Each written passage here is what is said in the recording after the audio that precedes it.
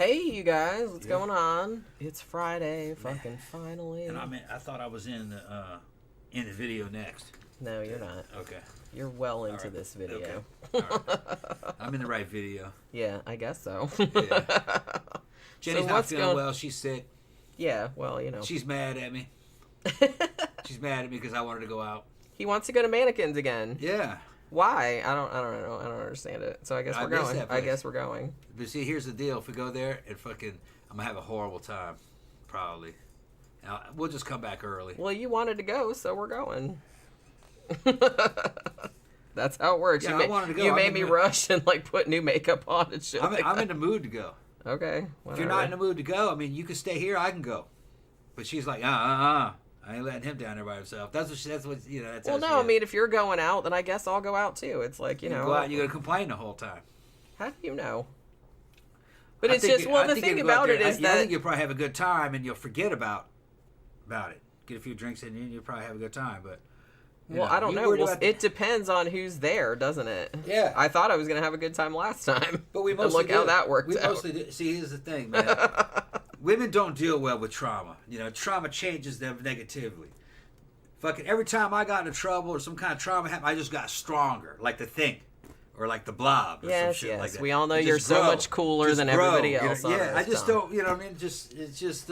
We had a whole discussion, like in the car when Sophie was here, and I said, look, I just like to go to a place. I like Barbarella on Saturdays better because it's like I like to go to a place where I know pretty much everybody. You don't have a bunch of randos walking in. I can just dance and not worry about getting groped or, you know, scoped on and shit like that. It's like, it's relaxing. I like to go. I don't like to go to a place where I'm constantly having to watch out for fucking creeps. It's not fun for me. It's anxiety inducing, and it's like I feel like I can't relax, and I already feel like I can never relax because I'm always working. So it's like I really don't like having to be in a place where I constantly have to be on like guard looking for people. That was just that one night though that happened. Yeah, but there's always douches in there though. Yeah, but I beat him up. And then you're going to end up in prison, and then I'm going to be stuck in Sanford. Yeah, you know? It's like, it's going to go badly. It's going to go badly. No, it's going to be all right. It's going to be all right. You know? You're going to go there, and it's going to be just like one of the other nights before where nothing happened. That was just a one-off. It's just, you know. But it's just like, we had this whole discussion, and then like 2 days later, he's completely forgotten about it. About what I said. I'm definitely not going to get run off. I don't let no motherfuckers run me off. See, I think that's the only reason that he wants to go back, because he's like, oh, well, I don't want anybody to think that I'm scared. And but he doesn't give a shit, like, if I don't want to go or not. You don't have to go. You don't have to go. You have to go. I'll go. I still, like I said, it's like, I like some of the people that go there. I love Big Tom. It's just kind of like, I wish that they didn't let those fucking rando fucking people in there. Yeah. Are you going, Dave? That would make me feel better if you would go. He's going. Because then at least I can like. Yeah, she can trust you to protect. I can like hang out by you. Look at listen. To this shit. She just thinks I'm gonna turn into the fucking Tasmanian devil. You probably are. No. You are going? Okay, good. Yeah, they're going. I feel a little bit better. Everybody's going. Well, hardly anybody was there last week. No, this is gonna be like Dave was there, people. Anna was there, like a couple people we knew were there, but that was about it. They'll be there. That was about it. Annie will be there. Fucking it'll be you'll know a lot of people there. And fucking man, everybody stuck together when that shit went down. Everybody was together. Yeah, I know. You only got knocked down for a few seconds. Well, I know that, but it's like that's because they maybe let him go. You know, they talk. You know. Dave says I'll hang with you guys this time. What's up, Pokey? Pokey's looking at me like you're fucking crazy. Yeah, he is. Daddy is crazy. Pokey knows. It's not crazy. It is. It is not crazy. Sebastian said, "I thought it was Saturday." Not complaining though. Well, the show. Well, okay. Well, we did it Saturday last week because Sophie was here. And we went out last Friday, which was the whole incident, like we said on the last live stream. And then we went out again Saturday night. So we moved it so I wouldn't have to rush and come home and like go out and stuff. But then this week I rushed and came home and went out. Just like, you know what I mean? And I'm sick too on top of it. So that's pretty awesome. And I don't want to have cold medicine, but I don't want to take it because you're not supposed to take it on alcohol because it'll fuck up your liver. But and everybody's on the lookout for that dude. They're not gonna let him in. He's banned for life. All right. And there's all these lookouts. I don't remember what the dude looks like, but if he goes in there, I will instantly know because somebody will tell me. All I remember is that Sophie said he had Jeffrey Dahmer glasses on. That's all. I remember his hair was long, but that's about all that I remember. Yeah. Like, I don't really remember what he looked like. Because I barely saw the dude. Because, like I said, when he was kind of, like, trying to creep, I was just trying not to look at him. Because you can't make eye contact, like I said. You make eye contact, and then they start getting ideas. So you always have to, like, pretend they're not there. Man, I had people DMing me about that dude. And on the video, Anna was talking about it. Yeah, I saw she commented on it. Because she said, oh, we were worried that you'd hit your head. And I was like, well, I did, but not hard. Yeah. Like, it was mostly it was funny because my hand, like, really hurt when I came home. Yeah. And then, like, after it stopped hurting, I was at work and I was in the bathroom and I looked at my hand and, like, it was all green. Yeah. Like, it's faded now, but it was all green the other day, like, a couple days ago. Andy DM'd me and said that, yeah, that dude, she spit in his face one time to get rid of him and it still didn't get rid of him. Is he, like, stupid or? Yeah. He lives brain in the area. Damage or something? He lives in the area, gets fucked up and can't behave. Clearly. And, he gets thrown out constantly. But they still let him back in, though? Like, after he gets thrown out, and then they let him back in? Tom said he's banned for life. He can't come in. Okay. He did say that? Yep. All right. According to Annie. I think it was Annie that said that. That he's banned for life? He's banned for life, yeah. He can't come back in. Wouldn't it be funny? Well, I don't know if this would be funny, but, like, what if he came back in, like, a disguise? But, like, a really bad disguise, so everybody, like, knows. It depends. Like, yeah, like an Inspector Gadget trench coat on or some shit. And a fake mustache. It's funny. I don't know why I will call the security, even though I'm twice the size of the security guards. I'd rather have them do it. And then I said, I don't want you going to jail. Yeah. I mean, I ain't gonna fold him up that bad. He's got to press charges. Well, yeah. He won't. Then you can press charges on him assaulting you. Yeah, I mean, I could have. Of course you could have. Now that I think about it. Yeah. I wasn't thinking about it at the time because I was so surprised. That's why he didn't come back, because you could have gotten him for assault, and in front of a jury, he'd be fucking toast. Doing that to him. No, I should have done it. Yeah. There was lots of witnesses. Yeah. Shit, it's probably too late now, isn't it? Mm-mm. That would have been awesome. No, statute limitations is probably a couple months. Probably 6 months. Probably. All right, I might look into that. Yeah. What if that dude's out there watching? Yeah, I'm thinking about pressing charges. That'd be cool. Somebody was saying, hey, man, I wouldn't talk about this assault and this and that. Man, you're admitting to assault. It's not how it works. A person here has to press charges, and it would be a bunch of witnesses against him. And you can do, in this state, you can do whatever you have to defend somebody else. So defense of others, I was defending Jenny and Soph. Yeah, no. You go up to and including deadly force if you feel that it's necessary, if you think it's necessary. I mean, I don't think he would get anybody on his side, like, witnessing. No, the whole bar hates him. Because he was definitely... The whole bar hates him. I got nothing but thank yous. The catalyst for that shit. Yeah. So, yeah, apparently, I had never seen the dude before, but apparently other people told us that he had been creeping around for a while. So everybody was happy that he got clocked. I mentioned it in the fucking... In that other show, man, I cannot believe that these dudes are from a Western country, that these are Western men. They don't have any fucking game or no knowledge of clubs and club culture. Well, it's like, even if you don't, like, just keep... How to fucking I don't behave. understand, like, just keep to yourself. Yeah. It's like, why is that hard? Like I said, I don't Yeah. understand why that's so difficult for some people. And here's the thing, though. Here's the thing. I don't want... I went back and listened to some of the stuff that I said, and I was right, but I was hoping that it wouldn't be misinterpreted. I'm not saying that men shouldn't approach women. They should. But if a woman says no, you got to go. You got to go. That's what I mean. And I said that on the show last week. I said, I'm not offended by as long as they're not being creepy or aggressive or anything like that. If they just come up and very politely say, oh, can I buy you a drink or something like that, I'm not offended by that. Yeah. But if I say no thank you or something like that, then fuck off. Like, if you hang around, then you're becoming a problem. Because that says to me, like, right there, that you have no understanding of boundaries. Yeah. And that if I say no to other things, then you are also not going to listen to me about that. So... Yeah. And that's not something that I want to deal with. I did many, many years as a single man You know what I mean? And if you don't approach women, you're not going to get any action. And then women will complain, men aren't approaching us.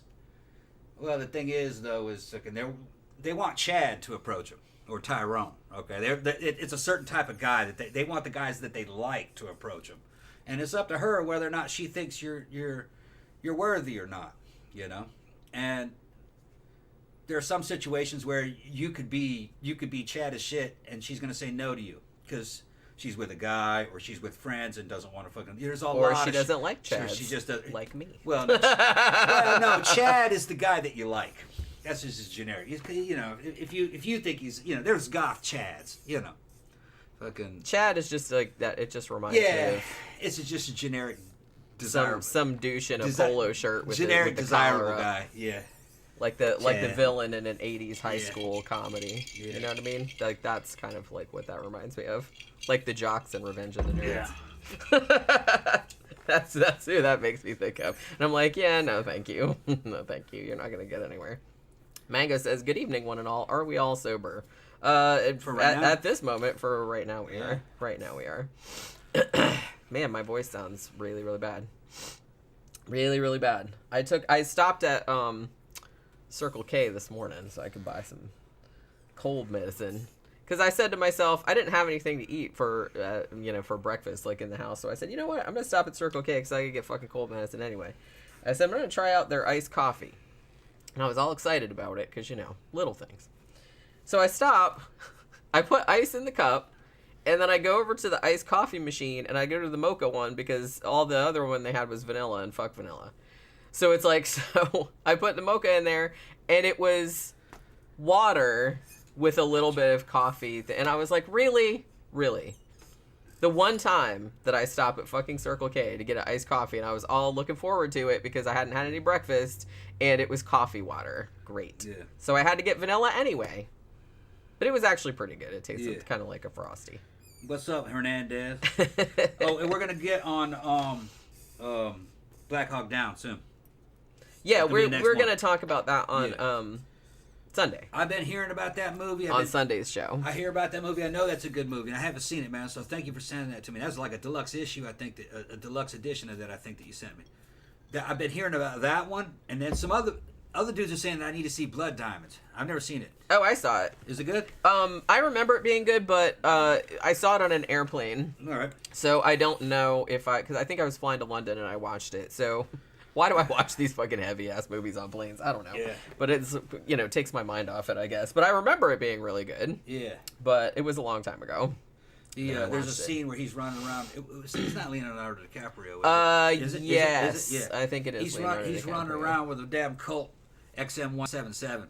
Little fucking Colt carbine. I got one. I built one. It looks just like it. Fucking same optics and everything. Because I always liked the old XM177s, the old Colt Car 15s. I always liked those. When I was in service, fucking only real badass units got issued those. I was always lusting after them. So I did build my own. But that appears in Blood Diamonds, that carbine. It's a slightly different version of it. But, because mine has a removable carry handle. You can't get the fixed carry handle uppers anymore. But some guys know what I'm talking about. But evidently PSA is coming out with a whole retro line kit, and one of the kits is going to be that fucking Blood Diamond fucking carbine kit. Man.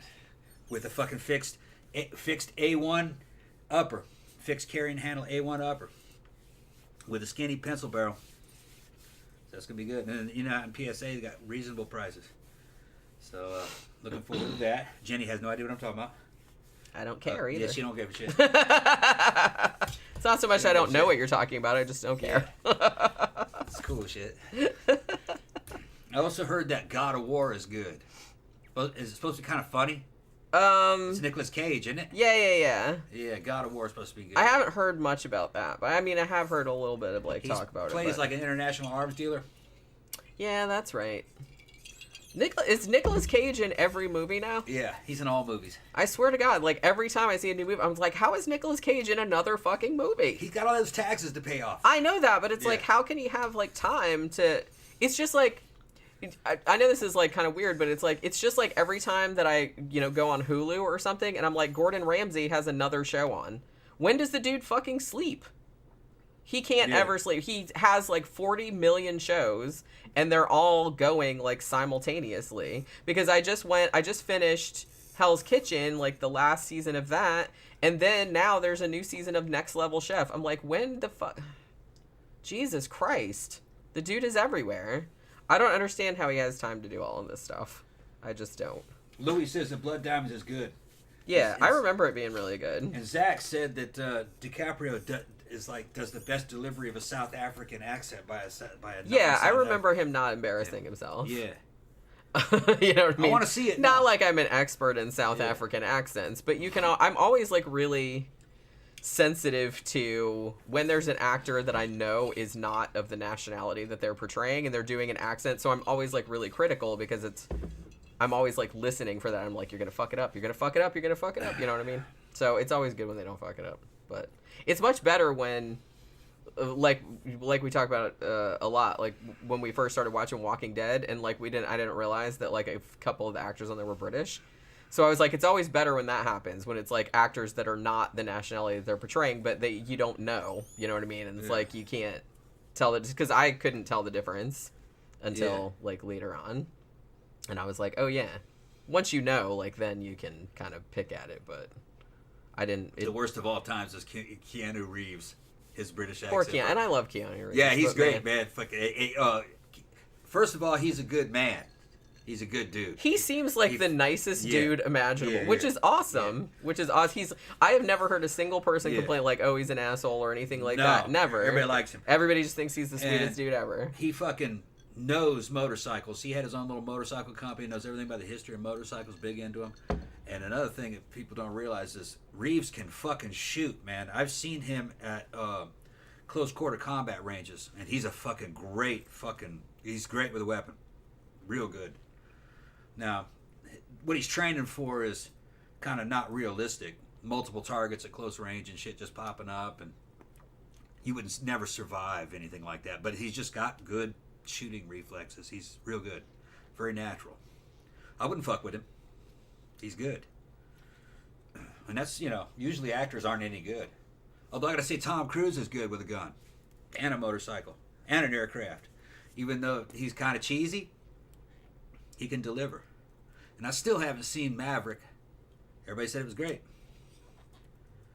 Yeah, I mean, the longer it goes, like, without us seeing it, the less enthusiastic I am about it. Well, like I said, I didn't really They're not streaming it yet. I didn't really like the first Top Gun all that much. Yeah, it was kind of generic. I didn't like it. Well, like I said, it was just very cheesy. It had that whole, like, 80s rah-rah, like, super cheesy kind of, and I was just like, meh. It wasn't that exciting It's just, like, super cringy. It wasn't that exciting either. I mean, it's funny. Like, it's funny because it's kind of, like, homoerotic without really seeming to realize that it's homoerotic. I think they did. Well, I don't know if the actors realized it. I'm sure the screenwriters realized it. Yeah, and I think the director and the guys who were shooting. Right. I think they just thought it was funny that, like, everybody, we're gonna make this shit gay as fuck, flying through the air, fucking playing volleyball. Yeah, I mean, seriously. All right, guys, fucking oil yourselves up. Yeah, come on. Take your shirts off, oil yourselves up. All right. This is straight as shit. Okay, don't worry about it. Super manly. This is straight as shit, man. Super manly. Yeah. Louis says Maverick is on Paramount Plus. Is it? Oh, yeah. Okay. Maybe I should get that. There's a lot of good shit on there. What did I say I was going to get the other day because it had Megan on it? Oh, Peacock Premium. Yeah, I think somebody said that they gave it. Wasn't that David? Dave said that he would give us his passport. Yeah, he's got a passport. We didn't say anything. I mean, I think it's only $5 a month, I think. But, I mean, I don't know. It's not that... How many fucking streaming services do I pay for? I don't pay for Netflix anymore. You pay for Netflix. But I think I pay for... I have my own Amazon Prime. I pay for Shudder. I pay for Hulu. I pay for BritBox. I pay for HBO Max. Yeah. I mean, that's tied in with my phone plan, but still, my phone plan is $65 or $70. BritBox is only $2.99. Yeah, because it's just an add-on. Yeah. I keep meaning to, like, look on there and see, because I love, like, British shows and stuff. I got those old British shows. Even got the goodies on there from back in the 70s. Holy shit. Yeah. Hey, do they have the young ones on there? I think they do. I might have to rewatch those. Like, the young ones and the comic strip. That was one thing that I meant to look for, because I haven't seen those in such a long time. You probably have Absolutely Fabulous on there. Ooh, that's good, too. Yeah. I love Absolutely Fabulous. Yeah. Did you watch it? Yeah. Oh my god, that was so fucking funny. Yeah. Yeah, I had a friend that used to tape it for me back in the old days when there was What was the tapes. one for you British people? What was the one where they were? It was in the 70s. It was about a bunch of people working in a department store. Are You Being Served? Are You Being Served? That shit was fucking funny. That's like old school. Yeah, old school shit. That shit was funny as shit. Another one that was good was Dad's Army. Oh yeah. That was good too. These old codgers fucking in the British, like their version of like the reserves or not even the reserves. They're like the auxiliary reserves. They're just old veterans like in their 70s and 80s back in England in World War II. And I think they were just doing things like manning searchlights and shit like that. You know, it was just the funny shit that they were doing. Funny shit.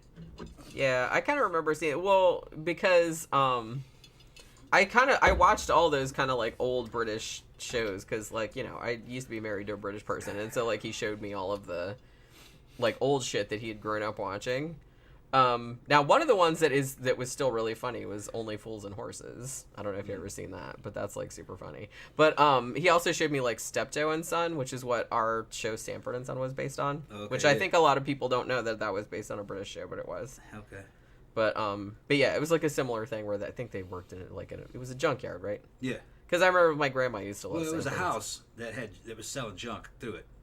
Yeah. So like a junkyard, like kind of, yeah. It was the size of a house at the yard out in front. I want to think of junk. When I'm thinking of a junkyard, I'm thinking of like mini acres, like 50 acres of junk. It wasn't that. It was in a neighborhood. It was a salvage place.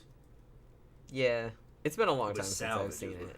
I just remember like watching it because my grandma and grandpa were always watching it, so I remember it always being on at my grandparents' house.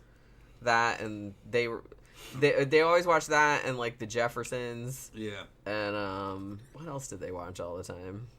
I kind of feel like they watched all of the like fucking Good Times and shit. Now I can't remember like all those fucking shows they used to watch in the 70s.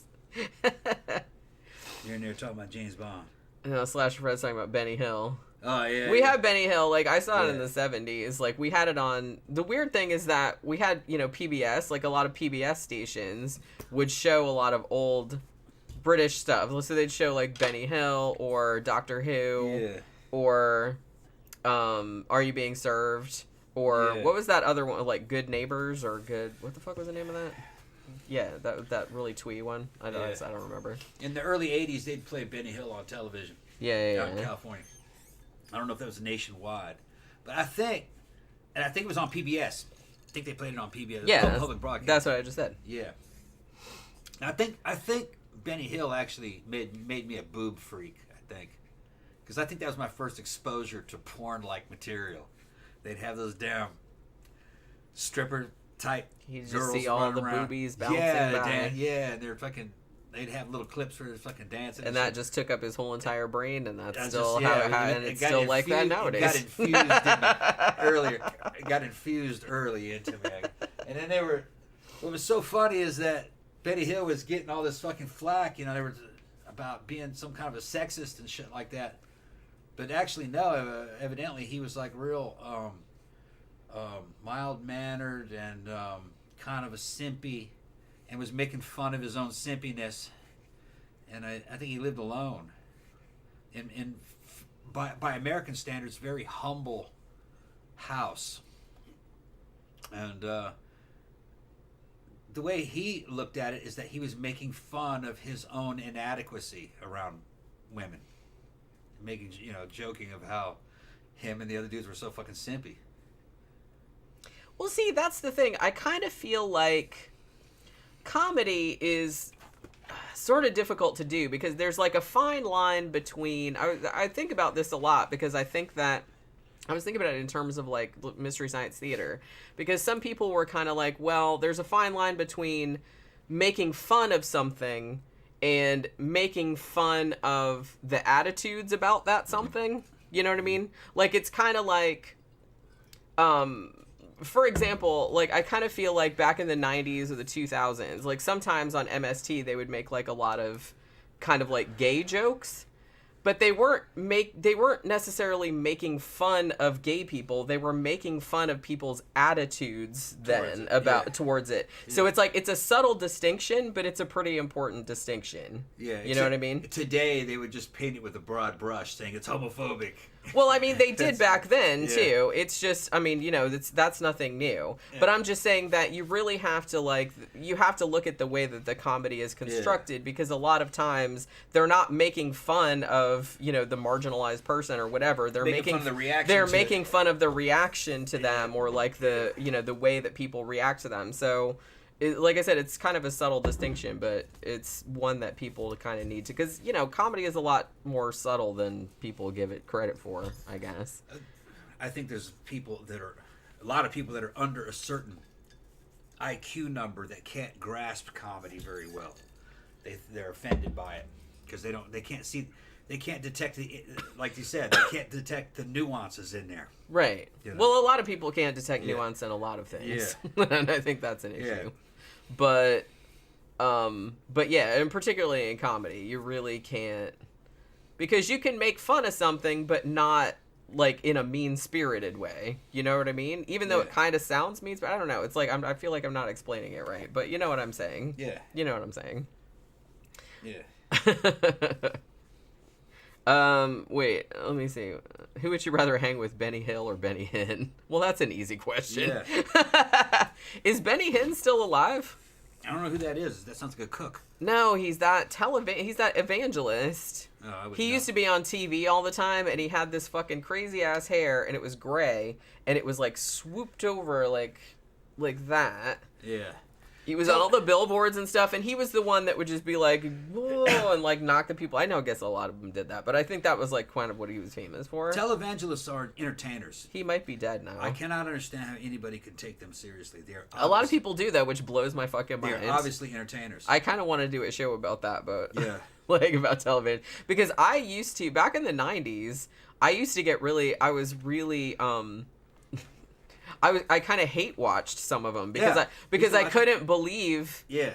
I was like, people really take this fucking seriously. The one that I watched most, I saw some of Benny Hinn, but he was kind of boring because he would just normally like knock people over, and I'm just like, okay, whatever.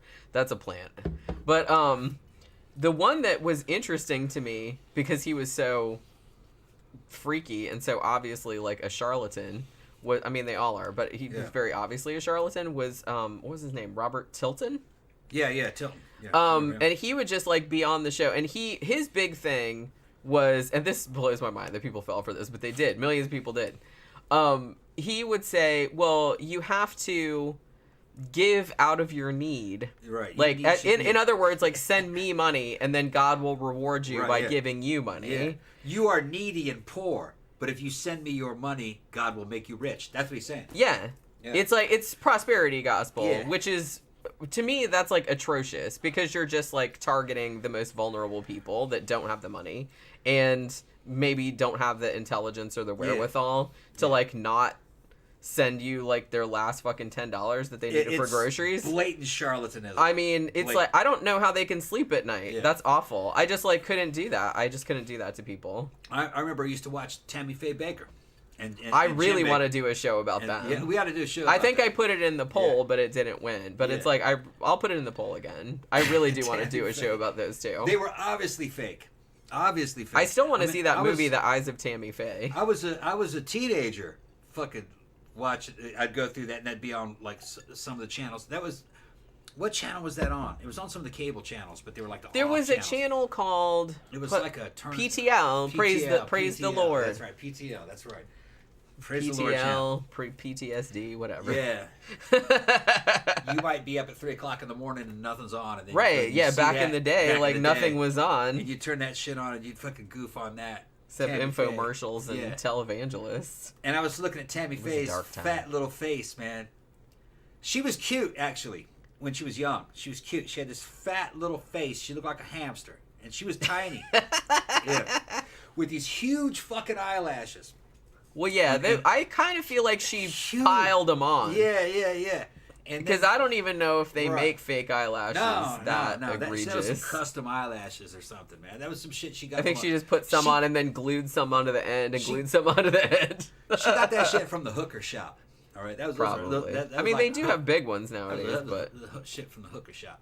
And then like her husband would come out, and I was just in disbelief. You know what I mean? That people could take this seriously. It was obviously entertainment to me. You know, I was like, no. You know what I mean? They're full of shit. And I was looking at Tammy Faye, and I remember being like, I don't know, 17, 18, and I'm going, I bet you that chick's a freak. I was like, yeah. And I was looking at her husband. I bet. Yeah. I bet that bitch is a total fucking freak. And then I'm looking at her husband, and I'm going like, I'm like, she's not just fucking him. She's fucking some other dudes, too. And maybe also some other species. I wouldn't like to speculate. He was fucking what was his name? Jim Baker. He was fucking that chick that ended up being a porn star later on. What was her name? Jessica Hahn. Yeah, she was fucking Why do I remember that? Holy shit. That was his secretary. She was fine. Yeah. But when you saw him coming out of the airplanes and they were being outside the church in this entourage, it's obvious that this is not an ecclesiastical fucking unit, okay? These are fucking entertainers. Well, yeah. And it's just hard to believe that they just found an you easy had way to make money. Enough gullible people to keep them in business. They had a lot of money. They did, They made a shit ton of money. It makes me sad. It makes me sad that, well, one, that people would be that shitty to, like, take advantage of people like that. But because, like I said, I can't do something like that. Yeah. But it's like, they don't even give a shit about these people. And I don't know, it just makes me sad that, like, people would actually, like, oh, I only have, like, you know, $10 left for this week, and I gotta buy diapers for the baby, but it's like, I'm gonna send it to these motherfuckers who already have like $50 bajillion in airplanes and shit like that, and like they think that's gonna help them, and that's like really sad. I never met Tammy Faye, don't know anything about Tammy Faye Baker, but I guarantee you, my fucking slut detection abilities were fucking honed by the time I was 18 or 19. And I looked at that woman and I says, man, that chick is a fucking total slut. I could tell. I could fucking tell. Well, and probably a good one. Not a bad one, a good one. She was probably a good one. Probably been a lot of fun. Because they had nothing to... They were not religious. That was a no, they're just taking advantage of something that like makes a lot of money. She would have been... If she wasn't in that church making all that money, she'd have been a porn star. Guarantee you. I kind of feel like a lot of those kind of people are freaks. Mm-hmm. Yeah. Because sometimes they feel guilty about being a freak, so it's like they go like way in the other direction, at least in public. You know what I mean? Because they're like hiding something. I think Jim Baker surrounded himself with sluts that could disguise themselves as religious people because that was their shtick. That was their business. Yeah, probably behind closed doors, just laughing their asses off. Laughing their asses off, slapping each other in the ass, having fucking orgies. Rolling around in piles of money. all this shit about Tammy not knowing about Jessica and shit. No, that's not how that went. That's not how that happened. What happened is the cover got blown, and she tried to probably keep the business. She wanted to keep the business. He got defrocked. Yeah. So she had to play like, oh, I know nothing about this. Right. She's had to like fucking distance herself. Right. That's what she was trying to do. She knew. I mean, I feel like it would be hard not. That was probably a threesome. That's what I was going to say. Yeah. She was probably in on that shit. Yep. Hugo said, comedy is very difficult. I think it's easier to make horror. Yeah, horror is hard too, but I think comedy is probably harder. Although, comedy and horror are actually really, really similar, and usually people that are really, really good at comedy also make really, really good horror movies too. Because it's a similar... And I know it sounds weird, but it's a similar setup. I mean, it's all about kind of like buildup of tension and then release. You know what I mean? It's just like in comedy, obviously, it's, you know, you build up and then you get a laugh. And in horror, you build up and then you just get a scare. But it's kind of the same thing. And like a lot of the same principles apply. So like I said, that's kind of why comedians usually make good horror movies. Zach says, isn't it a thing where hookers say the biggest freaks are the super uptight businessmen types? Yeah, I kind of feel like anybody that's... One thing I've heard... I don't know if it's true. I don't have any statistics on this. But I have heard that real like high powered business people that have literally like high stress jobs, or they like are in charge of like a lot of stuff. They're subs. Yeah, they like to be subs. Like they like to go to sex workers and just be like make them drink out of the toilet and like wear dog collars and be humiliated and stuff like that. Because I guess it's like a relief. I get it. Like they're trying to unburden themselves of all that damn responsibility. Somebody else got to be in charge. Like somebody else is in charge. Yeah, like it's totally I mean that makes total sense. Like, you know what I mean? So, I'm not saying that's weird or anything like that. I'm just saying. Louis is saying we ought to do one on Jimmy Swaggart. Jimmy Swaggart and all that. Forgive me, I have sinned. I remember when that shit happened. He got caught with all the hookers. No, man. I mean, if they either get caught with hookers or child porn or something. Yeah. Had he not been caught, none of that would happen. It would just sort of continued on like it was, because that's who he really was. Those dudes are not religious. They were entertainers. Yeah.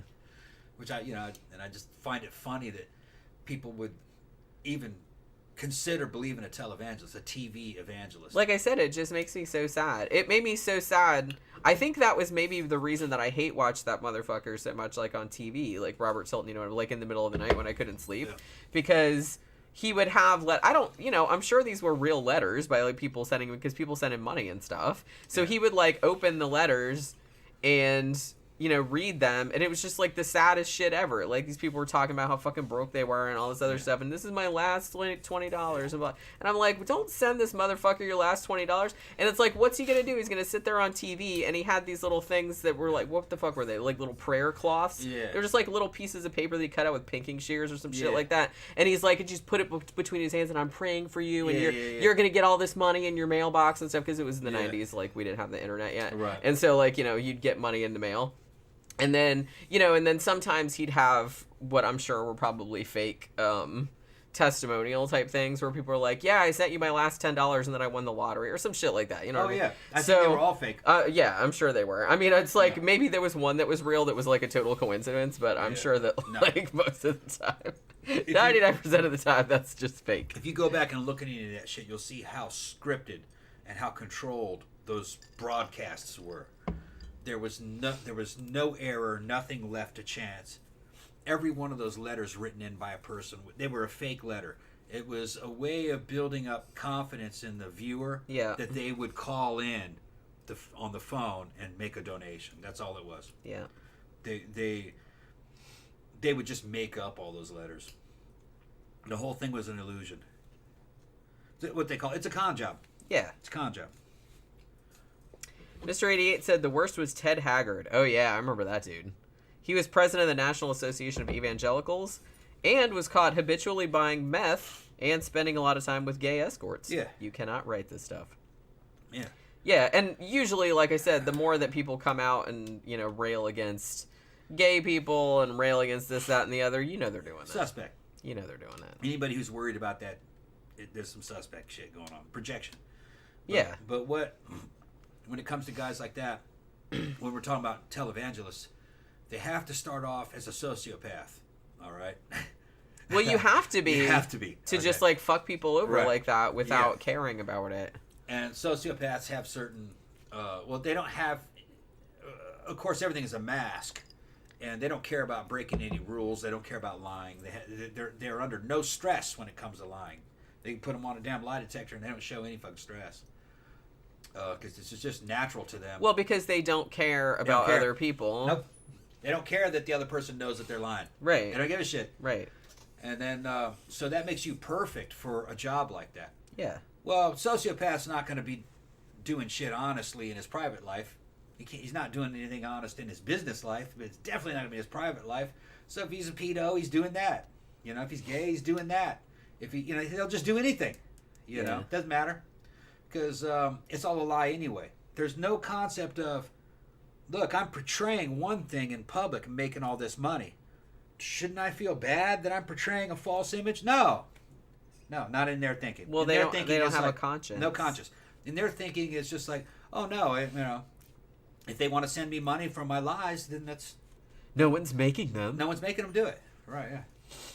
That's what they're doing. Even though they're completely portraying like a complete false. Yeah, totally false. Right. And it's like, and we can't really, like I said, I don't want to lean too hard on like blaming the victims, because some people, you know, let's not be mean, but like some people aren't that smart, or they're not that educated, or they really, really, really want to believe it. Yeah. You know what I mean? So I'm not going to shit on those people for like, oh, well, you shouldn't be so dumb to like send your shit to that person. But it's like, I just kind of feel like I you know, they have to be sociopaths to do that. They're sociopaths. They have to definitely. And people go like, well, you can't have a big organization like that and all those crazy people at the top. And I'm like, what the fuck are you talking about? Yes, you can. Fucking once that environment's set up, it'll just attract. Every sociopath will run towards it like the guiding light. And that whole organization will be a bunch of lying motherfuckers.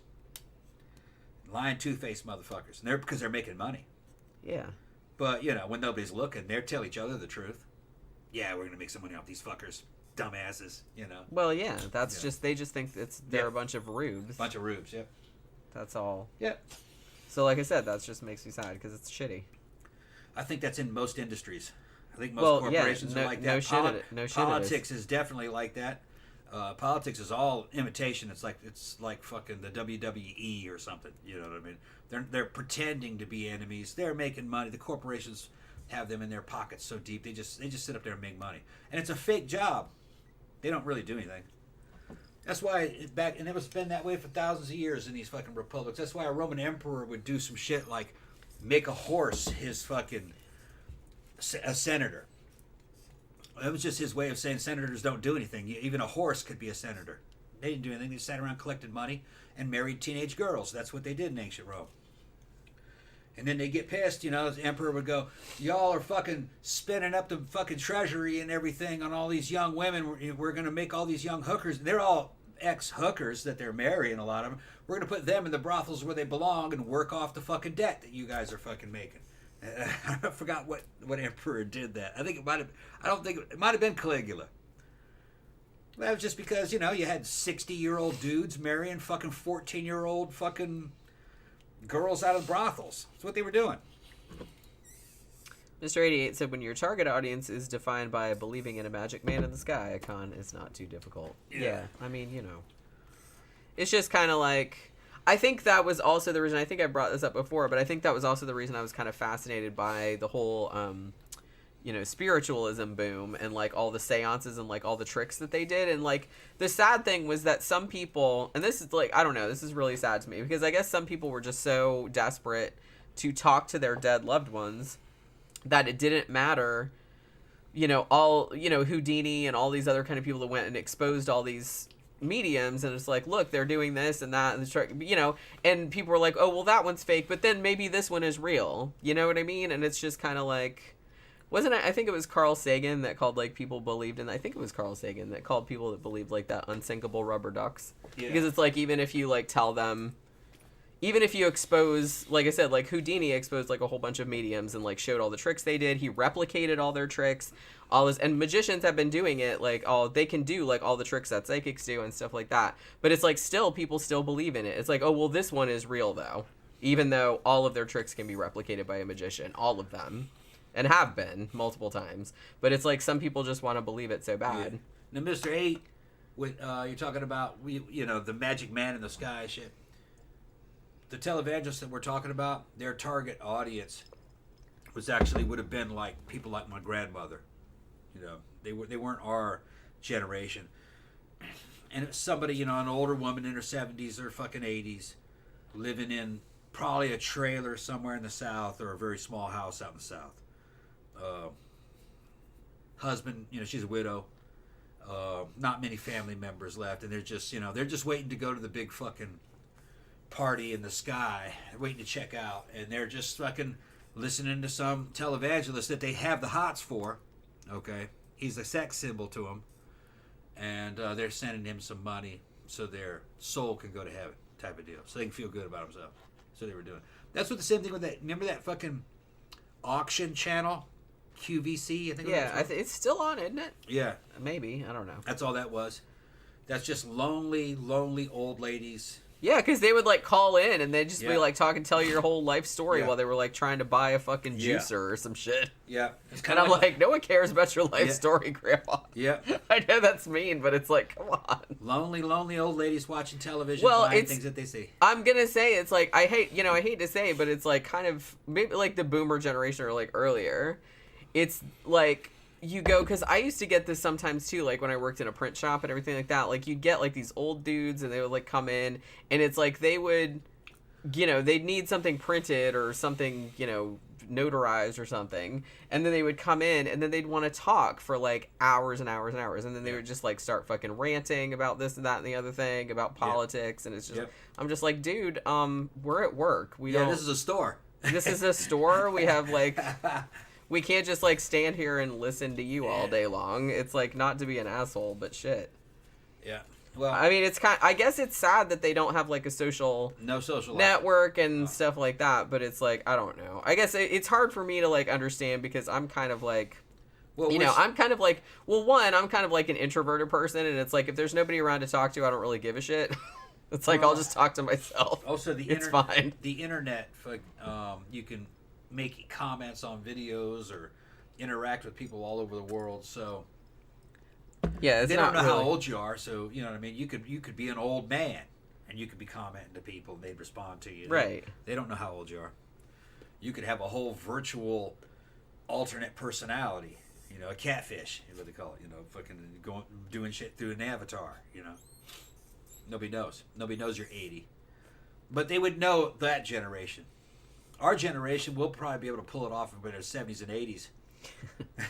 we'll be stealth elderly be like people. Stealth old people. Stealth-derly. Yeah. It's just like, that's super funny. Well, people aren't quite aging the same way.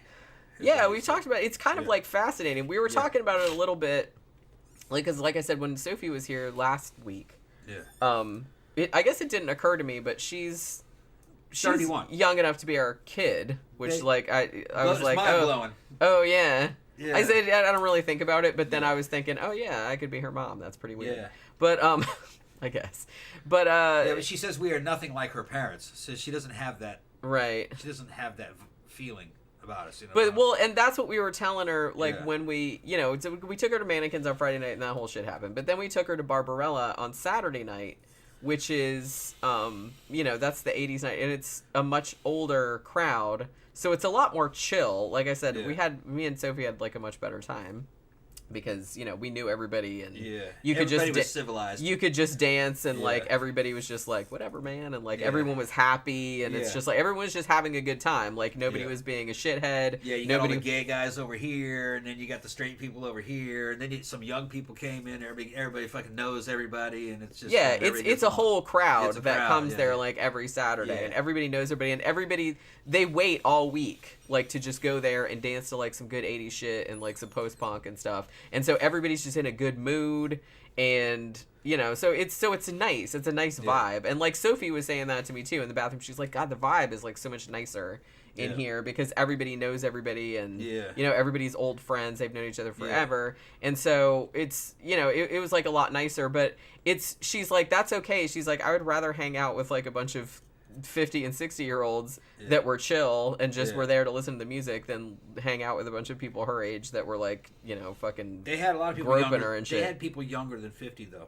Yeah, I know. I'm just saying. 30, I was just making like a generalization. Yeah. Yeah, there are like younger people that go there too. There was a girl in her 20s went out there, fucking ass hanging out through the bottom of her shorts. Remember her? Yeah. Yeah, she wasn't around very long. Well, that's what's weird too. And you never can't tell what's gonna happen. Me and Sophie were talking about this because she likes a lot of 80s music. Now, she doesn't know some of it because, you know what I mean, she wasn't alive back then, so it's like she missed out on some stuff. So she's always kind of like asking about everything. But, so she likes a lot of the goth that came out in like the 90s, which, like I said, by that time I had already been like, I don't really like that as much. But, I like the 90s goth. Some of it was okay. Yeah. But I didn't like the real mainstreamy stuff. Like after it started going mainstreamy, and it's like London After Midnight. Well, yeah, I like that kind of stuff. There was good shit going on, but it wasn't like the 9 Inch Nailsy Marilyn Manson. I don't like that kind of stuff. But so we were talking about it, and she's like, well, I think because I was like, I'm not sure if it's better. It's like, I think that nowadays, because of the internet, because it's so easy to access music from all eras, I kind of feel like music to a large extent has become disconnected from its era. Yeah. In a way that it never had been. You know what I mean? Because I kind of feel like people had nostalgic feelings about, oh, this song came out. And I think people still have that. But now it's like it's so easy to just like listen to a song on Spotify or whatever. You don't know what fucking year that came out. You're just like, oh, that's a good song, whatever. It could be from like 1955 or it could be from like a minute ago. You know what I mean? You don't really know. So I think that in a way, I think that's good. But then I was talking to her and I was like, in a way, though, I kind of feel like, and she was agreeing with me about this too, is she's like, well, a lot of times too, like she's like, a lot of songs I like from the 80s, like I don't have the cultural context of what they were talking about in that song or what was going on at the same time that song came out. And she's like, so I like to kind of like research that a little bit. Because I said it's really funny because I was driving home from work and I had my Spotify on and they played, it was like Rock the Casbah or something like that. And I said to myself, and I thought this, I was like, you know, if people listen to that song now, like it's a great song, but it's like you wouldn't know what they were talking about necessarily. Because that came out in like 1982 and like the world situation was different and shit like that. And then we started talking about, like how 80s music, because one of my favorite things about 80s music is that I love that there was like a whole thing where they did like all these like super poppy dance songs that were all about like nuclear annihilation, and like Enola Gay, like Enola Gay and like 99 Red Balloons and all that kind of stuff. And it's like I just like that juxtaposition. That's always like hilarious. End of the world, apocalyptic stuff. Right. It was all like kind of like that. And it's funny because like as soon as we were talking about that, because I was talking about 99 Red Balloons and I said, do you know the song Enola Gay? By OMD, and she's like, yeah, probably. And then like 5 minutes later, like they played it, which is really weird. And I was like, yeah, this song, this is what I was talking about. Brought it up because that would probably be a logical song to come up next in the playlist. Yeah, because there are certain songs that sound like the next song, and right. So your subconscious was probably like, I bet you Enola Gay is coming up. Maybe, but like I said, that's how computers are fucking really good DJs. Yeah. It knows how many beats per minute. It knows all kinds of shit about the song. It knows what to put next. But it's because, that's always one of the examples that I give of like 80s music, that it's like really poppy songs about the end of the world. Yeah. There was a lot of that. But that was kind of one of the main ones. Because we were in the Cold War. Right. Yeah, and that's why. It's like, you know, it's not the same. We were being told that the world could end at any minute. And it probably could have, but it wasn't going to. I served in the military during the very end of the Cold War, saw the fall of the Soviet Union. And once you start getting into the military-industrial complex, you realize that the Soviet Empire and the American Empire were kind of like they were in a synergetic relationship. They kind of needed each other. And the Soviets were good. They were real good. They were real disciplined guys. They followed the orders that their commanders gave them. And their commanders were telling them, you know, hey, look, don't shoot anybody. You know, here's where the border is. Don't cross the border. That kind of shit. And a lot of it was in the sky, too. You know, and you know the two sides would duel it out in aircraft, but they never shoot at each other. They're just waving dicks at each other, really. You know, I got you, bitch. Ah, ha, ha. And then they'd salute and fucking leave. Because both sides had to be real professional, or you could kick off a nuclear war. And the Russians and just the Soviet Empire in general were professional guys. They were good, real good. Michelle Jarvis says, "I'm new. You are awesome." Well, thank you. Thanks. And welcome. Sebastian says, "I thought 99 Red Balloons was about alien invasion." No, it's actually about an accidental nuclear war. Is what it's about. Like somebody, like a kid. Isn't the story of it like a kid accidentally releases like a bunch of red balloons into the sky, and then like somebody sees it and thinks it's like a warning that, oh shit, the other side launched nukes, so now we're gonna launch nukes. Well, that's the story, right? I don't really know the English version of the song too well because the original is German. It's 99 red Luftballons. 99 Luftballons. Luftballons. That's right. 99 Luftballons. Yeah. And I like the German version better. They're both good. That's when I grew up. I mean, it's the same chick doing them. It's not like somebody. Yeah. It wasn't like a Falco After the Fire situation with Der Kommissar with like another band doing that. Yeah, and the German Der Kommissar is fucking great. I don't know. I like the English language one. The Falco one's good too. Yeah. Poor old Falco. Didn't he get run over by a car or something? Yeah, some shit like that. Yeah. Like it was a long time ago. Yeah. I still like Rock Me Amadeus, like completely unironically. Yeah. But he had some good songs. Like he did one called, what the fuck was the name of it? It was kind of like a slow song. I think it was called Gene. And I had the single like way back in the day, like back in the 80s or whenever the fuck that came out. But that was like a good song. Yeah, I'm pretty sure. Like I don't know all the words. I know most of the words, but I'm pretty sure the story of it is that a kid releases a bunch of 99 red balloons into the air, and like somebody sees them, like some high muckety muck sees them and thinks that means it's like a signal that like the other people launch their nukes. So it's like, well, we have to launch our nukes because it's on, like it's popping off. So then the whole world is blown up. And then at the very end of the song, like the whole world is annihilated, and then there's like one red balloon like fucking like floating up into the sky, which always seemed like a very poignant image to me. You know what I mean? For like I said, for like a pop song that probably just like a lot of people dance to or like listen to on the radio or something and don't know what it means. That's what I think why 80s like new wave music is so funny to me, because like a lot and like so cool is that it's like stealth depressing. Like it doesn't sound depressing, like it sounds like really poppy and awesome, and like you can just bop around to it in the car, like whatever. And then like, but if you actually listen to the lyrics, you're like, holy shit, this is messed up. But yeah, it's like a lot of the songs are fucking like that. It's like, yeah, it's this poppy song called Enola Gay, and it's about like the fucking bombs being dropped on Nagasaki. You know, it's like, that's fucked up. And it's like, and I love that. I just love that juxtaposition. Falco predicted digital only currency in Rock Me Amadeus. Oh yeah. I haven't heard that song in such a long time. Wait, did he do an English language version of that, or was there only a German version of Rock Me Amadeus? Now I can't remember. I haven't heard. There was a German version too, I think. Well, no, I'm saying I know the German version. I don't know if there was. I mean, I'm sure that there was an English. Oh, you're thinking there was an English version? Yeah, was there an English version? I only know the German version. Mr. 88 said, "Yeah, listen to the lyrics of "Little Girls" by Oingo Boingo." Yeah, that's another one. Yeah. That's another good one. I like Oingo Boingo. Yeah, he's making fun of pedos. Yeah, I mean, yeah. But like I said, I kind of like that about the 80s, that it's just like these poppy songs about really dark shit. Danny Elfman's dad was a naval admiral, I think. He grew up kind of in a military family. He knew what was up. I remember that fucking album, what was it, Nothing to Fear? Man, that was a fucking great album. Or it might have just been called Fear. I think it was called Nothing to Fear, I think.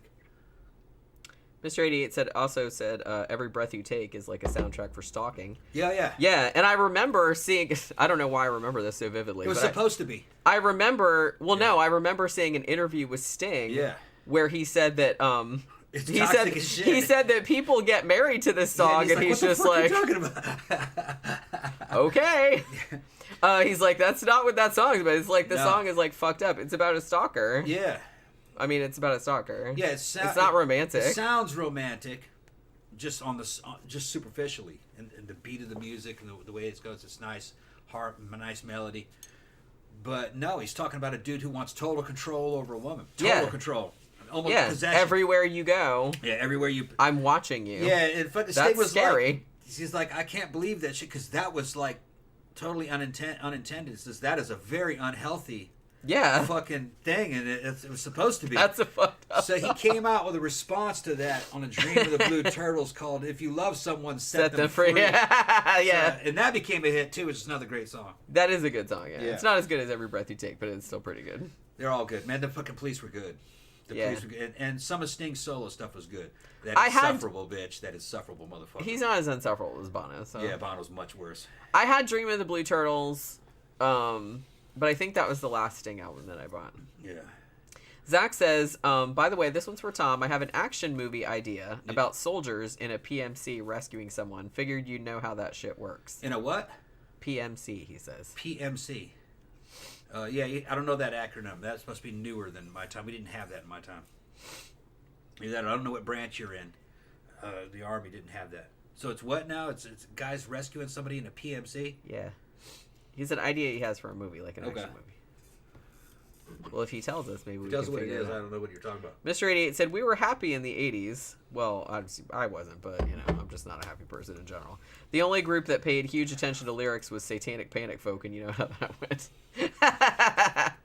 I'm a big lyric person, but not like, because not like I was going to get like all offended about it, just because I'm like interested in lyrics. That's why. A lot of the Satanic Panic people, though, fucking totally misunderstood lyrics. Yeah, no shit. They would go into fucking Judas Priest and think it was fucking Judas Priest songs and think it was satanic. There's nothing satanic about Judas Priest. Nothing. No.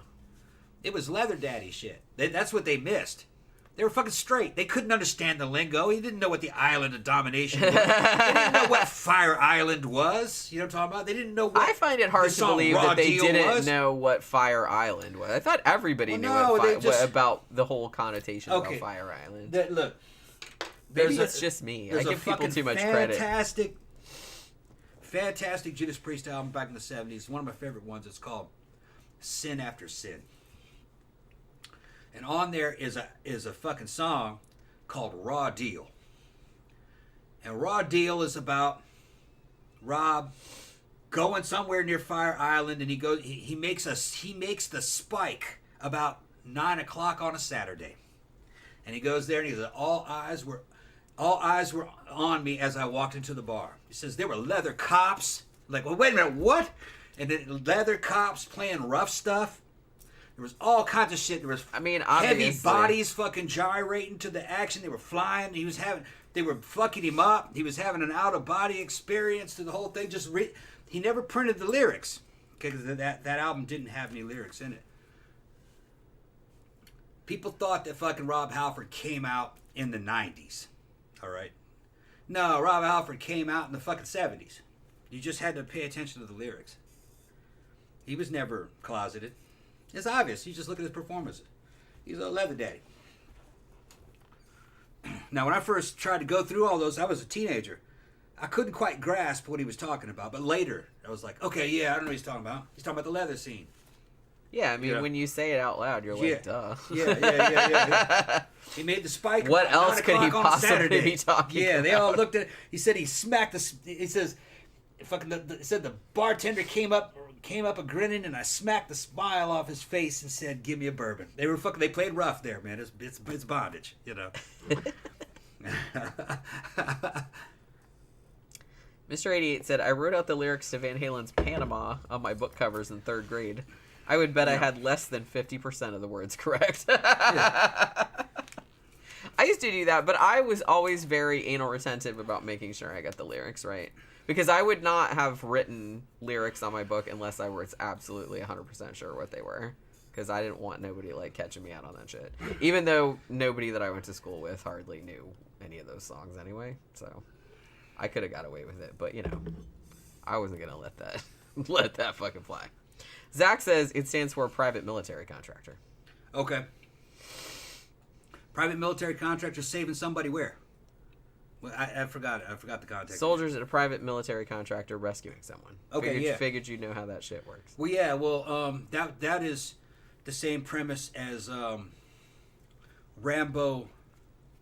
The Fight Continues, where those mercenaries went to go rescue those people down in Myanmar, and fucking Rambo goes. Fucking, that's actually the best Rambo movie. That's the most like a horror movie. Yeah. So, if you like to see people get their heads blown off, which I do. Yeah, Rambo does a lot of cool shit. Then that's the one you want to watch. Yeah. Rambo, The Fight Continues, the unrated version. Every time you say that, it always reminds me of Boggy Creek 2 and The Legend Continues. Yeah, The Legend Continues. Well, he was a wild man living out in the fucking forests of fucking Thailand or whatever, eating snakes and catching snakes. Sure, a man's kind of woman. He was a man's kind of woman. He was a woman's kind of man. And then Rambo fucking comes. They call Boggy Rambo out of retirement. He even fucking makes his own knife to do the mission. He starts fucking working on steel. Now he's got it's pretty good.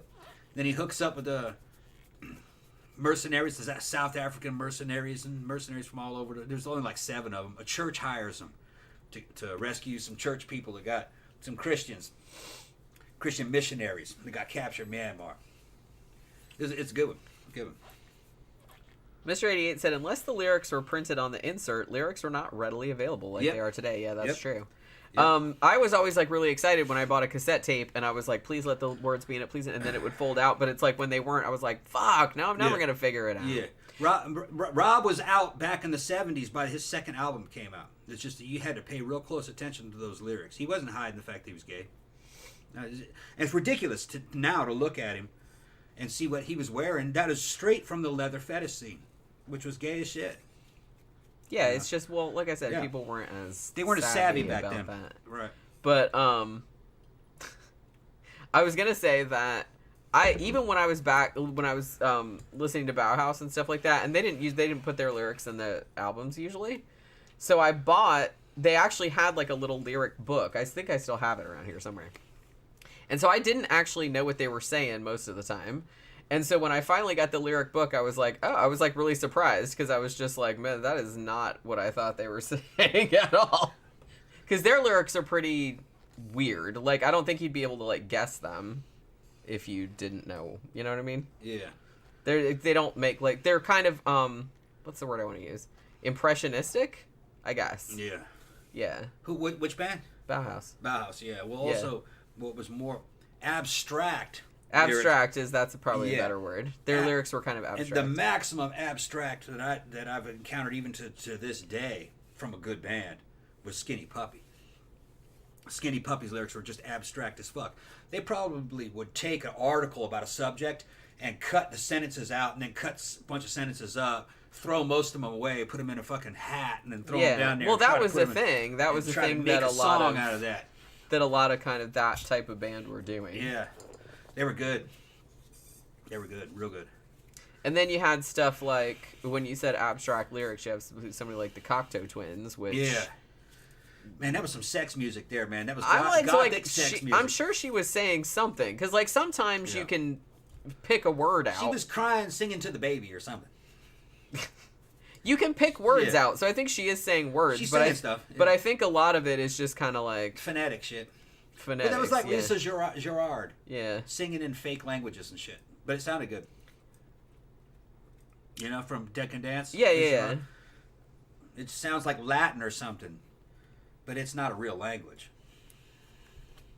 Mr. 88 says, by the way, among its many firsts, the Beatles' Sgt. Pepper's was the first album to include lyrics. I actually didn't know that. So, you know, there's some good trivia there.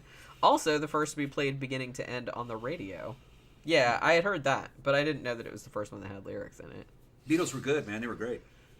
Well, I grew up listening to the Beatles because my dad was really into them. So it's like I listened to the Beatles from probably birth. Yeah, they were good. And so I got really... And when I was learning to play the piano, that was, I think, the first song that I learned how to play on the piano, like at home, was Obla Di Obla Da.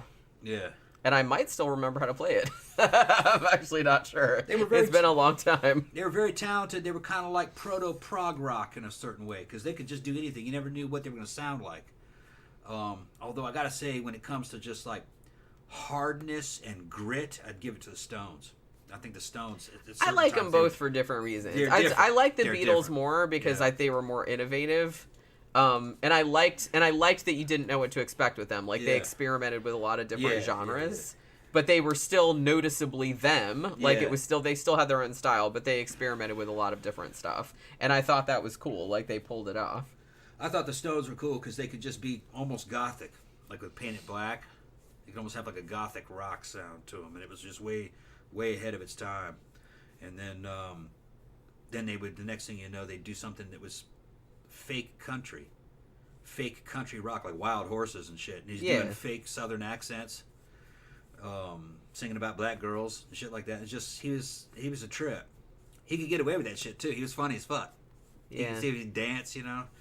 He danced fucking crazy. Fucking Mick Jagger. I haven't seen that guy in a long time. He was an ancient old man back when I was still young. Well, shit, in the I remember. 90s I saw him. He was dancing. He must have been 70 or something. I he remember was looking great. I remember in the 90s they did like a big tour, and they were talking then about how fucking decrepit they were, like and old they were, and they're like making just like, oh my god, $200 or however much the tickets were back then, like some ridiculous amount to see like all these old codgers like running around on stage. So it's like they were old back at the fucking 90s. It's like so funny that people are like talking about it, and they're still fucking alive now. In '98, well, most of them are still alive. In '98, Mick Jagger and the Rolling Stones came out with a song that was really good, but I don't remember the name of it. There was a video for it and everything. He looked great. He was fucking dancing and everything. And I was going like, how does an old dude? I think he was in his 70s then. Says, how's that old fucking dude? And then how's that old dude fucking looking that good and dancing like that? Now I would say that motherfucker was taking Winstrol and fucking Anavar and shit like that. That was the only explanation, to have that amount of energy. A guy at that age couldn't do that, go on tour and shit. And then you look at, what was his name? Keith Richards? Is that his name? Keith Richards? Yeah. That motherfucker looked like he was pickled in formaldehyde. He just...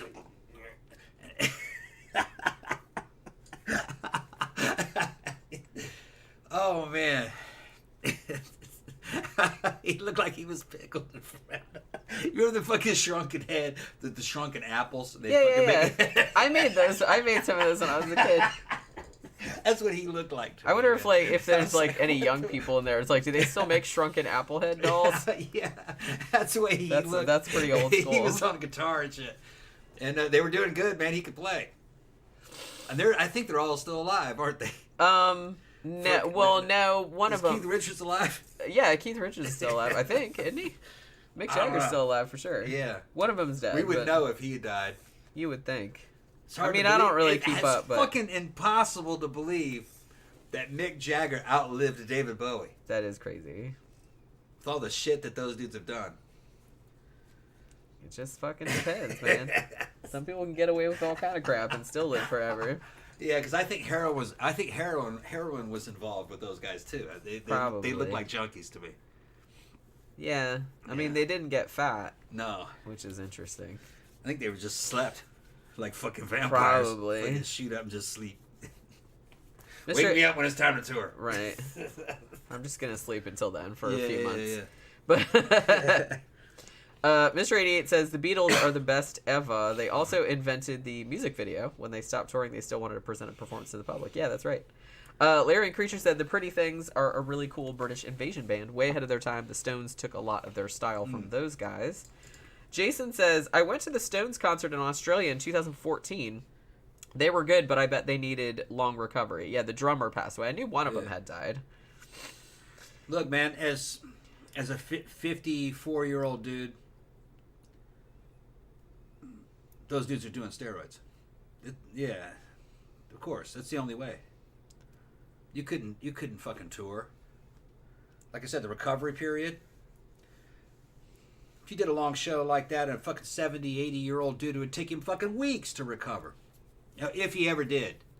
I don't think he would recover. You can't work somebody that hard at that age. That's steroids.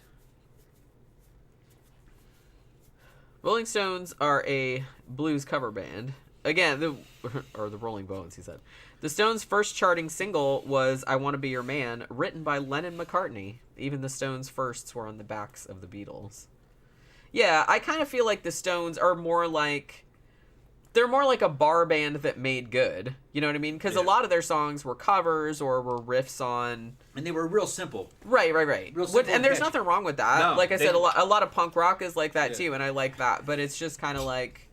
You know, I tend to like stuff that's like more innovative more, so that's why I always preferred the Beatles. There are some bands, though, that can just do the same thing over and over again and still be awesome, like AC/DC. Yeah. AC/DC basically making the same album over and over again. They just fucking...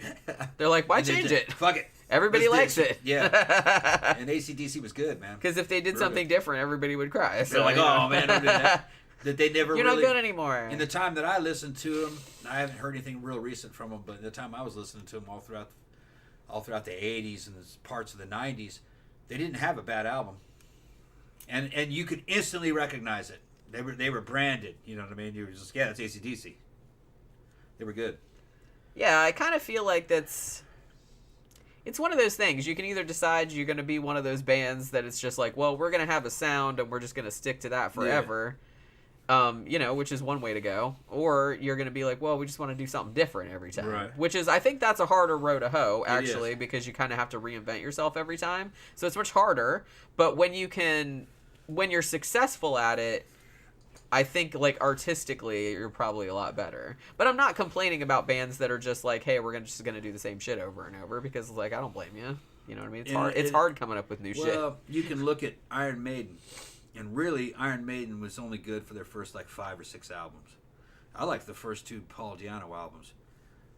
And then as they went, they would try to do the same things, and it would sound stale. And then they'd try something new, and it would sound fucked up. And then they'd go back to the way they were, and it sounded stale again. Metallica just destroyed Iron Maiden. They never really recovered from the invention of Metallica. There's something about Iron Maiden is that they could not get that thrash sound right. Yeah. They could not modernize. And there was something about, I'm going to say that Iron Maiden was the first gothic metal band. There was something kind of gothic about them. The first 2 albums were kind of like punk rock metal. And then it went but with like Number of the Beast and fucking Peace of Mind and Power Slave. There was something gothic about it. Gothic metal. And that's really fucking what made them great. And every time they tried to come out of that mold, the fans wouldn't like it, and they never really could capture the energy of the first 3 like little gothic metal albums. I didn't like Seventh Son or the Seventh Son, or I didn't like any of that shit. I mean, it was okay, but it just I could tell it was getting real stale.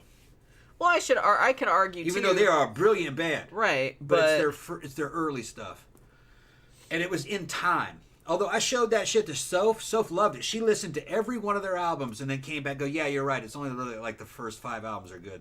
It gets stale and becomes very much kind of the same thing over and over again. Like I listened to Book of Souls.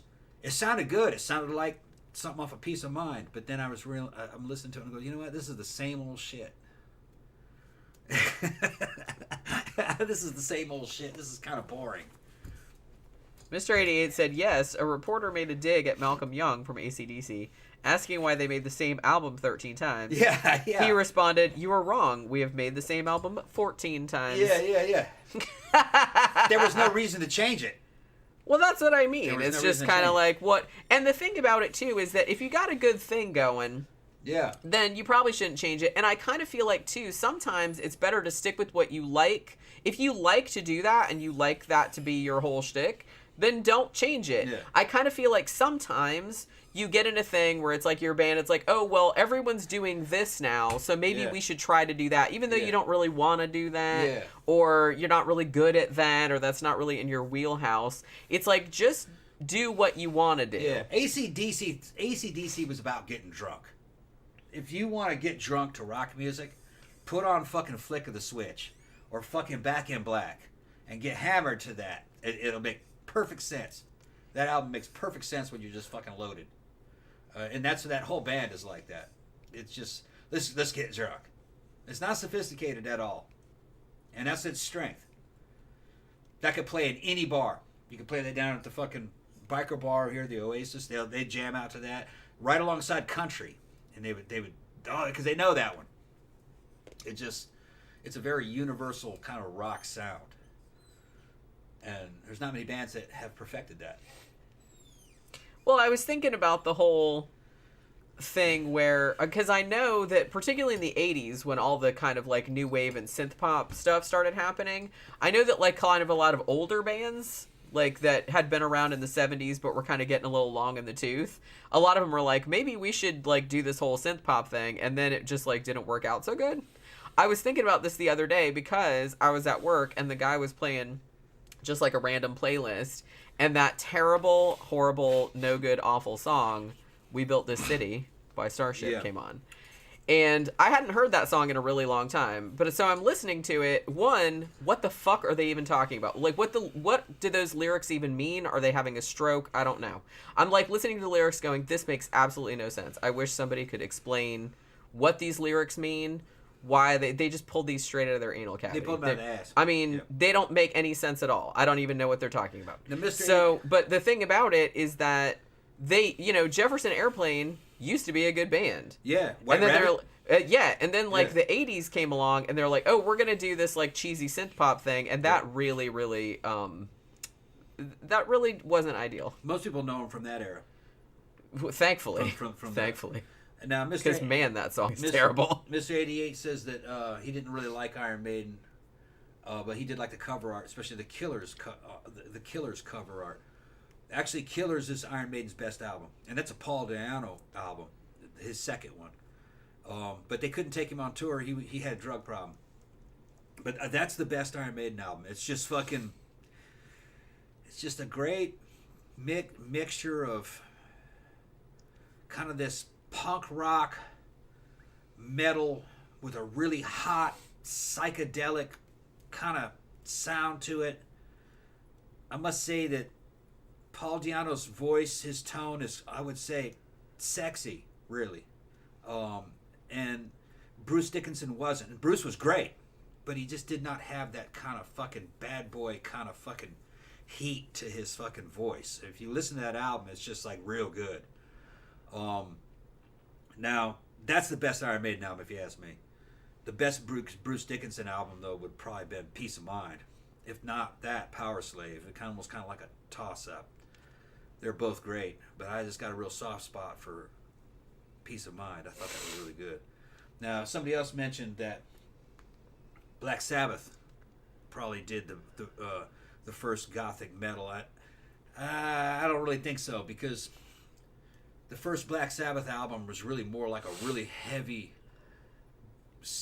dark Mississippi Delta blues mixed with rock, metal. It was good. And they also had a lot of psychedelic overtones. They kind of compared in some ways to kind of like an evil version of Jimi Hendrix. So I wouldn't say gothic, no. But I know what you mean, though. It does kind of have a... To me, I would say not so much gothic, more kind of like black metal. More like black metal than gothic metal. Okay. Jason said, I remember Kiss was good early days, but in the 80s they turned into a disco sound. Kiss was run by Gene Simmons, and Gene Simmons was like, why should I sell you an album with a bunch of hits on it when I can sell you 10 albums each with one hit? Yeah. It was like that.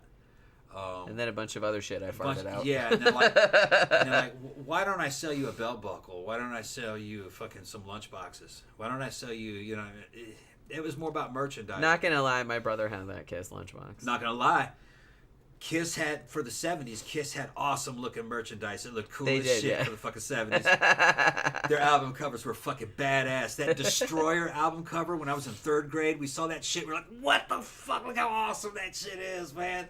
Fucking Gene Simmons with his tongue. And I'm like, is his tongue really that long? And the little kids would be like, yeah, it is. It's that long. His tongue is like 2 feet long. And it's forked. You know what I mean? It rolls out like a red carpet. Yeah, it rolls it out. And I'm like, how's that And you can possible? walk on it. Yeah. He's part lizard, Yeah, he's one of the reptilians. Yeah. Somebody's talking about Hawkwind. Yeah, Lemmy Kilmister from Motorhead was in that band. Yeah. They had a damn hippie chick running around naked and shit. They had a couple of good songs that I remember listening to when I was young. But I haven't heard any of their stuff in a long time. Now that I think about it. It was all right. I really liked... I liked Motorhead a lot. That first album. Everybody likes Motorhead. Yeah. That first album, On Parole, has a bunch of fucking good songs on it. Iron Horse, which is like an ultimate British biker song. Fucking Lemmy was a god. Motherfucker was a god. And everybody liked him. He's a nice guy. He hung out at the Viper Room a lot, just get drunk. You're talking about tanks. He loved fucking World War II weaponry. Tanks, aircraft, he knew everything. Allied aircraft and Axis aircraft, he knew, and tanks. Mostly tanks, I think he liked. Larry says, yeah, Stacia was the naked hippie chick on stage dancing with Hawkwind. Yeah. And then Mango said, to be honest, who has not been in Hawkwind? Yeah. Lemmy started off as their roadie, I think, and then ended up being in that band. Then I think he went to another band for a while, and then he did his own with Motorhead. There's a lot of good interviews with Lemmy and Filthy Animal Taylor and who was the other guy? Fast Eddie Clark. And they are just constantly taking the piss out of fucking Lemmy about stealing his girlfriends and everything. Fucking Phil Taylor fucking stole his girlfriend.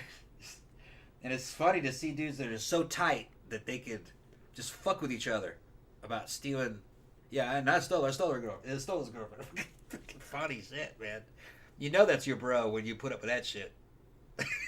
Well, yeah, that's the thing. It's like, because you've known them so long, and it's like, so you know they're not doing it like to be mean or anything like that. That's why you can really only fuck with people that you are really, really close to like that. I detected nothing but just love. Yeah. Between those well, that's what's so funny about it. It's like they sound like they're constantly like sniping, but you can tell that it's very good nature. Yeah, they were those dudes. It's were not all, mean. They were all brothers, really. Right. Fucking. Well, like I said, that's kind of the thing where really only you can talk to other people like that with. Yeah. You know. Well, it's like a military unit. That's the way military guys are. If they've been in service together, especially if they go through basic training together, it's just that constant fucking ball breaking. Well, I mean, that's kind of like what. Like, if you, like, for example, like, if you have siblings that are really close, like me and my sister and my brothers and stuff like that, I mean, we can say, like, fucked up shit to each other all the time, and we just, like, it's fine. Yeah. You know what I mean? Yeah. Just because, you know. Because it's true. One, it's true. Two, you can't really retaliate. And, it's funny anyway. And it's funny anyway. That's what I mean. And you don't mean it, like I said, you don't mean it, like, in a mean-spirited way. Yeah. Everybody's fucked up. Everybody's got problems. You know what I mean? It's fine. Hugo said, I was going to dress up as Lemmy last Halloween with prosthetics and all that, but had to work. Oh, well. There's that would be a good costume, actually. That would be a good costume. I don't think I ever saw anybody dressed as Lemmy. You should dress up as Lemmy in his cut-off shorts. Have you ever seen that fucking photo? Yeah, I've seen Lemmy got cut-off shorts, and they were cut in a V, like they're like chick shorts with his ass hanging out of the back. Well, I kind of feel like... And he didn't think there was anything strange about it. Well, everybody... And they were busting his balls over that Everybody wore... That was the 70s, right? 80s when he had that shit. Well, okay, 70s, I'll allow it. Yeah, but I kind of... Well, in the 70s and 80s, like, dudes wore, like, super short shorts, and, like, shorts. Nobody... really said anything about it. I mean, that was just kind of... He was wearing that shit 10 years out of date. Oh, okay. And playing video games and those things, and they'd come up and it's like your shorts, dude. And he's like, yeah, it's hot out here. It's like, aren't they squishing your scrotum or? I mean, yeah, that would be funny, but yeah. All right, so it's 9:00. Oh, it's time to go. So and don't rush me because I still got to get dressed, and I don't know what I'm gonna wear. Take your time. But I was gonna get another drink, but I guess not. No, we'll drink when we get there. All right. Mr. 88 said, if you dress as Lemmy, you could have a child pair with you as Lemmy's mole. That would be so awesome. Yeah, Hugo says, tell him I'm going to look for that pig. It's out there. Lemmy in his cut-off shorts. I mean, I kind of feel like that'll probably come up. Okay. All right, so we will be back on Sunday, and we will finally be talking about Black Hawk Down, because I guess we're going to watch it tomorrow night, and then we'll talk about it on Sunday, because Louis sent it to us, and we have been looking forward to watching it. We just hadn't had time yet. So yeah, that's what we're going to do. So hopefully you guys had a good time hanging out with us tonight, and we'll see you guys again on Sunday. Good night.